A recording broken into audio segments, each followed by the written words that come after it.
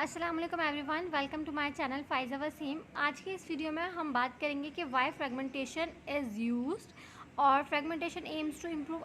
Basically हम fragmentation को use क्यों करते हैं, फ्रेगमेंटेशन यूज़ करने से कौन कौन सी चीज़ें इम्प्रूव की जा सकती हैं, और इन सब चीज़ों की तरफ बढ़ने से पहले सबसे पहले हम बात करेंगे that what is fragmentation itself. अच्छा, फ्रेगमेंटेशन का मेन पर्पस जब हमारे सामने आता है जब हम बात कर रहे होते हैं डेटाबेस मैनेजमेंट सिस्टम के हवाले से। डेटाबेस आप बना रहे हैं, मतलब आपके सामने जब भी आपके माइंड में नाम सुनने को मिलता है डेटाबेस, आपके जहन में क्या चीज़ें आती हैं? Database means rows and columns.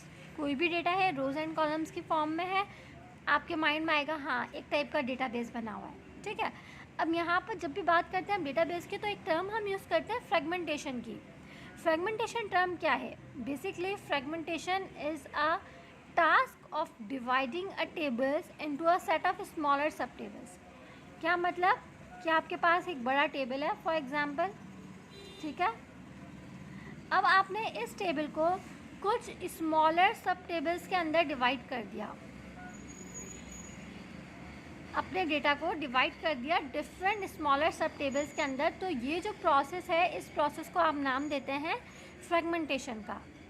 The subset of the tables are called fragments. अब ये हमारे पास डिफरेंट सबसेट्स हैं, एक सबसेट ये है हमारे पास, एक सबसेट हमारे पास ये है, और एक सबसेट हमारे पास ये है।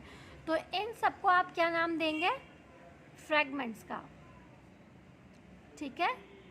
अच्छा, इसके अलावा fragmentation can be done in a way so that original table can be reconstructed from the fragments। Fragmentation आप जब भी करें वो इस तरह से करते हैं कि आपका जो ओरिजिनल टेबल है वो आप दोबारा से रिकन्स्ट्रक्ट कर सकें अपने स्मॉलर सबसेट्स को यूज़ करते हुए।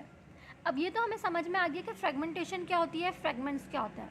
Now the question arise here कि फ्रेगमेंटेशन करें तो क्यों, वाई फ्रेगमेंटेशन इज़ यूज्ड। अच्छा, फ्रेगमेंटेशन आप यूज़ करते हैं कुछ चीज़ें इंप्रूव करने के लिए। वो कौन कौन सी है? सबसे पहले रिलायबिलिटी।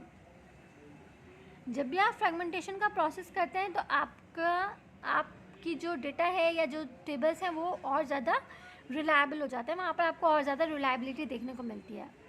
इसके अलावा आपके चीज़ों की परफॉर्मेंस बहुत ज़्यादा बेटर हो जाती है, परफॉर्मेंस इम्प्रूव हो जाती है फ्रेगमेंटेशन यूज़ करने से। ठीक है। इसके अलावा लोड बैलेंसिंग, आपको एक लोड बैलेंसिंग का बेनिफिट आपको मिल जाता है। एक आपका बहुत बड़ा डेटाबेस है, एक ही जगह पर है, एक ही सारी चीज़ें वहीं पर हैं, तो आपका लोड बहुत ज़्यादा हो जाता है। लेकिन जब आप उनके सबसेट्स बना देते हैं तो आपका लोड जो है वो बैलेंस हो जाता है। ठीक है।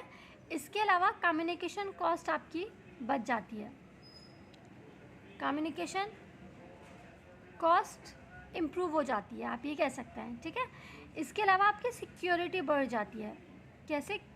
फॉर एग्ज़ाम्पल, अगर आपका सब चीज़ें एक ही टेबल के अंदर है तो आपकी और वहीं पर कुछ एरर आ गया, कुछ बग आ गया, तो आपकी सिक्योरिटी सब कुछ आपका इफ़ेक्ट हो गया। लेकिन अगर आपकी फ्रेगमेंटेशन हुई हुई है, डिफरेंट फ्रेगमेंट्स हैं, डिफरेंट टेबल्स हैं, एक में बग आया है तो एक में ही रहेगा, बाकी चीज़ें आपकी सेफ़ रहती हैं, तो आपकी सिक्योरिटी यहाँ पर अच्छे से इम्प्रूव हो जाती है। तो ये मेन चीज़ें हैं जिनकी वजह से आप फ्रेगमेंटेशन को यूज़ करते हैं। कोई आपसे पूछे वाई फ्रेगमेंटेशन इज़ यूज्ड, तो ये कुछ रीज़न्स हैं जिनको आप एक्सप्लेन कर सकते हैं कि आपकी डेटा जो है वो मोर रिलायबल हो जाता है, आपकी परफॉर्मेंस अच्छी हो जाती है, आपका बैलेंस लोड हो जाता है, आपका लोड जो है वो बैलेंस हो जाता है, कम्युनिकेशन कॉस्ट आपकी इम्प्रूव हो जाती है, और आपकी सिक्योरिटी बढ़ जाती है।